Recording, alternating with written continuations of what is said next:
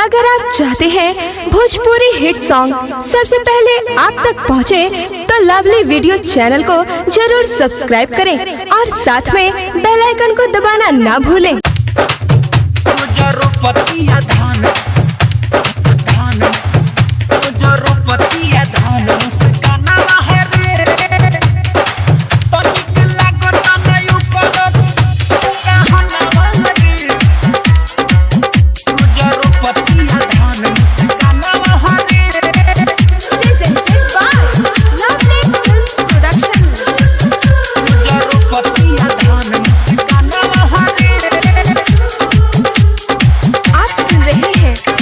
पटेल की आवाज में हर चैत में कैला सकटनी रे, तब नहीं ओकरा के डटनी रे। ए यार हरे लागता कि जेठ बैसाख में इज्जत मिलाई मोर राख में।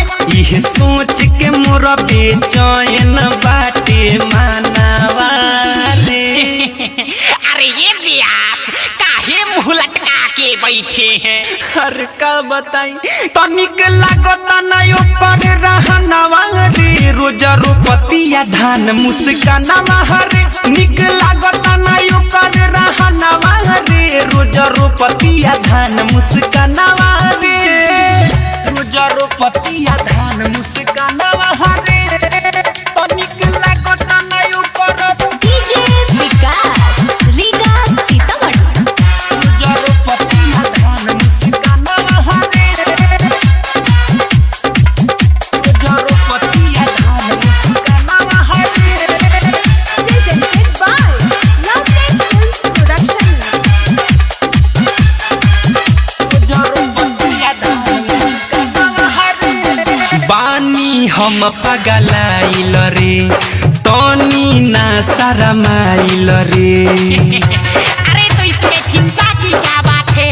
बड़े बड़े देशों में छोटी छोटी बात भी होती रहती है। अरे बानी हम पगलाइल रे, तनी ना शरमाइल रे। दिन भर घूमे खेते खेते बहुत बियाया गराइल रे। दिल पर चोट बला गल रे, कर के उ छोड़ी पागल रे। सब माटी में मिलावे मोरा यार मनवा रे। अरे जाए दम मर्दे, कमाते नु बिया, तुम मजा करो।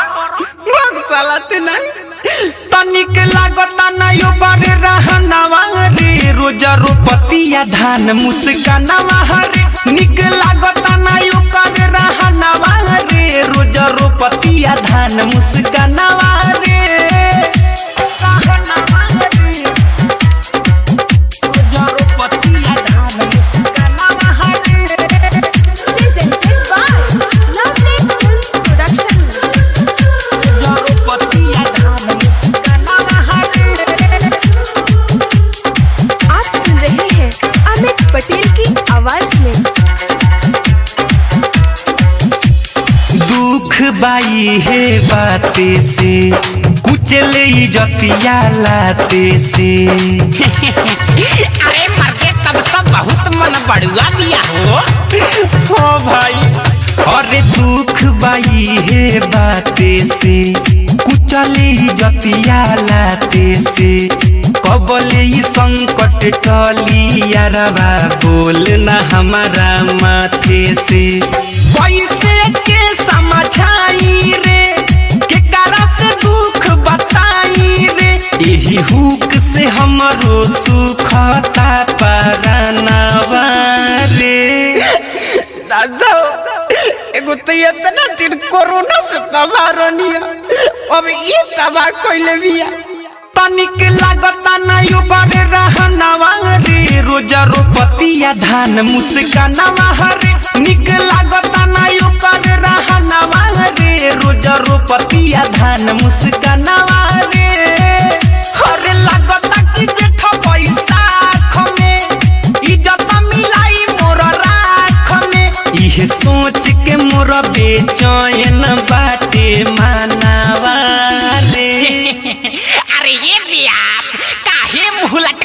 आगे बैठे हैं। अरे का बताई तनिक लागता ना यो कर रहनवा रे रोजा रोपतिया धान मुस्कानवा रे निक लागता ना यो कर रहनवा रे रोजा रोपतिया धान मुस्कानवा